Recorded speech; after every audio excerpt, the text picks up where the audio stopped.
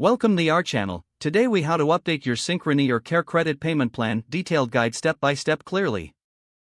Begin by logging into your Synchrony or CareCredit account. Visit the official website or open the mobile app. Enter your username and password in the designated fields. Click on the Login button to access your account. Once logged in, navigate to the Payments section. Look for an option labeled Payment Plan or Update Payment Plan. Select the current payment plan you wish to update. Review the terms and conditions associated with your current plan. Choose the option to edit or update your payment details. Enter the new payment amount you wish to set. Adjust the frequency of payments if needed, choosing options like monthly or bi-weekly. If applicable, select a new payment method from the options provided. Confirm that your payment information is accurate and up to date. Review the updated plan summary to ensure everything is correct. Click on the Submit button to save your changes. Wait for a confirmation message indicating that your payment plan has been updated.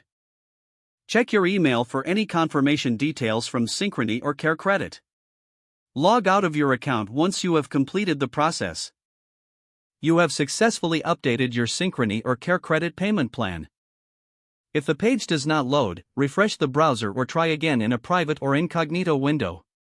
Make sure you are using the correct email address, then retype it carefully to avoid small typos. If your password is not accepted, use the reset option and create a new strong password you can remember. Check your spam folder for verification or security emails, then complete any requested confirmation steps. Enable two-factor authentication if available to improve account security and reduce unauthorized access risk. After signing in, review your profile details so your contact information and settings are accurate and current.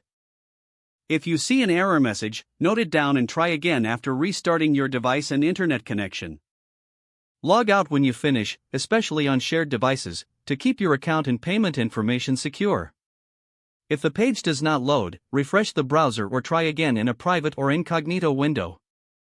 Make sure you are using the correct email address, then retype it carefully to avoid small typos.